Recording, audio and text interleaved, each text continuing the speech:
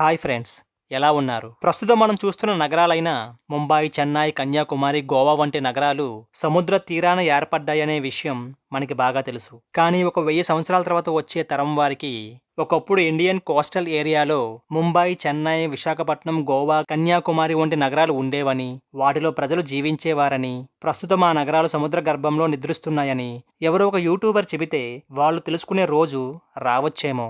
ఇలా ఎందుకు చెప్తున్నానంటే, ఒకప్పుడు ప్రపంచంలోనే అతి ప్రసిద్ధి చెందిన సుందరమైన సముద్ర తీర నగరాలు ప్రస్తుతం సముద్ర గర్భంలో విశ్రాంతి తీసుకుంటున్నాయని, మనం ప్రస్తుతం చూస్తున్న మన సముద్ర తీర నగరాల్లాగే ఆ నగరాల్లో కూడా ప్రజలు జీవించేవారనే విషయాలు ఈ మధ్య కాలంలో మనం వింటూనే ఉన్నాం. ఈ రోజు వీడియోలో ప్రపంచంలోనే అతి పురాతన నాగరికతకు ఆనవాలుగా నిలిచి ప్రస్తుతం సముద్ర గర్భంలో విశ్రాంతి తీసుకుంటున్న కొన్ని పురాతన నగరాల గురించి మీకు వివరించే ప్రయత్నం చేస్తాను.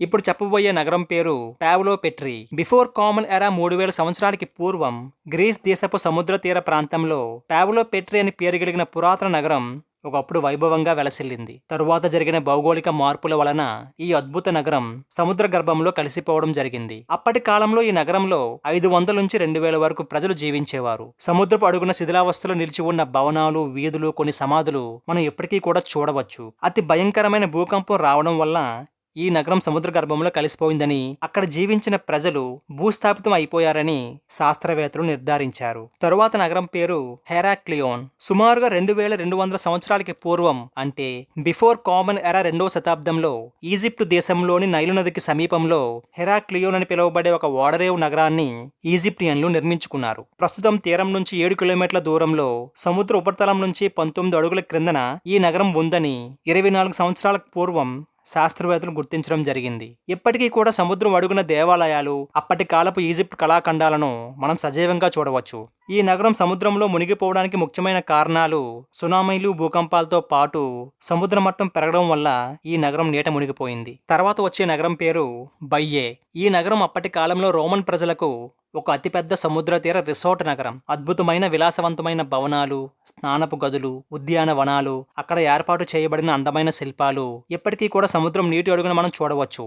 ఈ విలాసవంతమైన ఈ ధనిక నగరం అగ్నిపర్వతాల విస్ఫోటనం కారణంగా కొంత భాగం సముద్ర గర్భంలో కలిసిపోగా, తీర ప్రాంతంలో మిగిలిన నగరాన్ని ముస్లిం దురాక్రమణదారులు పూర్తిగా నాశనం చేశారు. ఇప్పటికీ కూడా స్కూబా డైవింగ్ మరియు సబ్మెరియన్లో ప్రయాణం చేసి సముద్ర గర్భంలో నిలిచి ఉన్న రోమన్ పురాతన రిసార్ట్ ఉద్యానవనాన్ని చూడవచ్చు. తరువాత నగరం పేరు పోర్ట్ రాయల్. ఇప్పుడు చెప్పబోయే ఈ నగరం ప్రపంచంలోని అత్యంత క్రూరమైన సముద్రపు దొంగలకు, దోపిడీదారులకు ఒకప్పుడు స్వర్గధామంగా ఉండేది.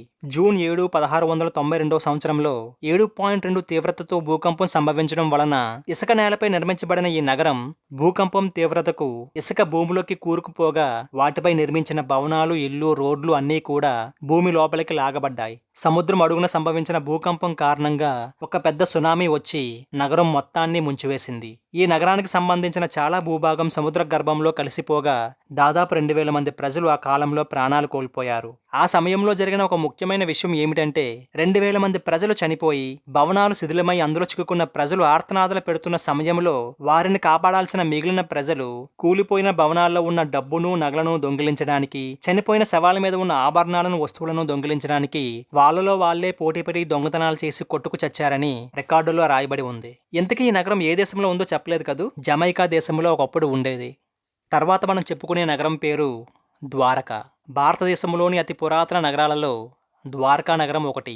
గోమతీ నది గుజరాత్ తీర ప్రాంత సముద్రంలో కలిసే చోట శ్రీకృష్ణ భగవానుడి చేత బిఫోర్ కామన్ ఎరా 3300 సంవత్సరాలకి పూర్వం నిర్మించబడింది. ఈ నగరం యొక్క విస్తీర్ణం 84 కిలోమీటర్లు. ఇంత పెద్ద విస్తీర్ణం కలిగిన ఈ నగరం చుట్టూ అతి పెద్ద కోట గోడలు నిర్మించబడి ఉండడం చేత సముద్రపు కెరటాల నుండి, శత్రువుల నుండి ఎటువంటి ప్రమాదం కలగకుండా సురక్షితంగా ఉండేది. అందువల్ల ఈ నగరం ప్రపంచంలోని అతిపెద్ద కోట నగరంగా ప్రశంసలు అందుకుంది. చరిత్రకారుల ప్రకారం ఈ నగరంలో పెద్ద పెద్ద కట్టడాలు, ఉద్యానవనాలు, వ్యవసాయ క్షేత్రాలు, విహార స్థలాలు, కొండలు, గుట్టలతో పాటు జలాశయాలతో సుభిక్షంగా ఉండేది. ఎప్పుడైతే శ్రీకృష్ణ భగవానుడు తన అవతారాన్ని చాలించి వైకుంఠానికి వెళ్లిపోయాడో ఆ మరుక్షణమే అతిపెద్ద సునామీ వలన ద్వారకా నగరం సముద్ర గర్భంలో మునిగిపోయింది. ఆ మునిగిన పురాతన ద్వారకా నగరం యొక్క అవశేషాలు సముద్ర గర్భంలో ఇటీవలే గుర్తించడం జరిగింది. తర్వాత వచ్చే నగరం పేరు షీచెంగ్. ఇప్పటి వరకు మనం చెప్పుకున్న నగరాలన్నీ కూడా ప్రకృతి ప్రకోపం వల్ల లేదా సునామీలు, భూకంపాల వల్ల సముద్ర గర్భంలో కలిసిపోయాయి. కానీ ఈ నగరం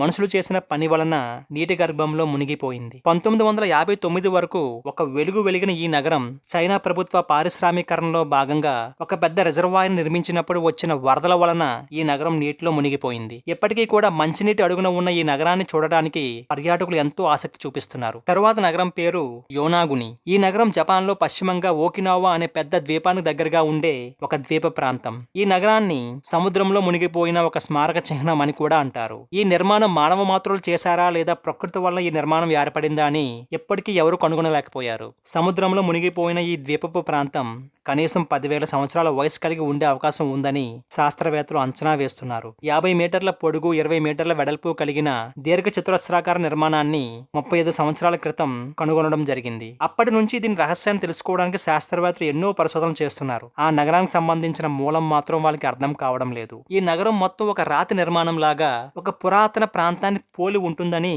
శాస్త్రవేత్తలు అభిప్రాయపడుతున్నారు. తర్వాత వచ్చే నగరం పేరు అట్లెట్ యామ్. ఈ అట్లెట్ యామ్ నగరం ఇజ్రాయిల్లోని అట్లెట్ తీరంలో సముద్ర మట్టం పెరగడం వల్ల మునిగిపోయిన పురాతన నగరం అని, ఇది బిఫోర్ కామన్ ఎరా 6900 నాటి కాలానికి సంబంధించినదని, సముద్రంలో దొరికిన మానవ అవశేషాలు, జంతువుల యొక్క ఎముకలు, అలాగే చతురస్రాకారంలో నిర్మించబడిన ఇళ్లతో పాటు 5 అడుగుల వ్యాసం, 20 అడుగుల లోతు కలిగిన పురాతన బావిని పరిశీలించిన తరువాత శాస్త్రవేత్తలు నిర్ధారించారు. సముద్ర గర్భంలో మునిగిపోయిన ఈ ప్రాంతం సుమారుగా 10 ఎకరాల విస్తీర్ణంలో ఏర్పడిన నగరంగా శాస్త్రవేత్తలు భావిస్తున్నారు. సముద్రంలో 33 అడుగుల క్రింద ఎప్పటికీ చెక్కు చెదరకుండా ఉన్న ఒక శ్మశాన వాటిక లాంటి ప్రాంతాన్ని శాస్త్రవేత్తలు గుర్తించారు. అందులో తవ్వకాలు జరిపితే 3 అస్థిపంజరాలు లభించాయి. వాటిని కార్బన్ డేటింగ్ చేస్తే 8200 సంవత్సరాల క్రితానికి సంబంధించిన అస్థిపంజరాలుగా నిర్ధారించారు. అలాగే 600 కిలోల బరువు కలిగిన 7 పెద్ద పెద్ద రాళ్లను అర్ధచంద్రాకారంలో నిర్మించిన ఒక పెద్ద నిర్మాణాన్ని కూడా సముద్రపు అడుగున శాస్త్రవేత్తలు కనిపెట్టడం జరిగింది. తర్వాత నగరం పేరు టోనిస్. ఈ టోనిస్ అనే నగరం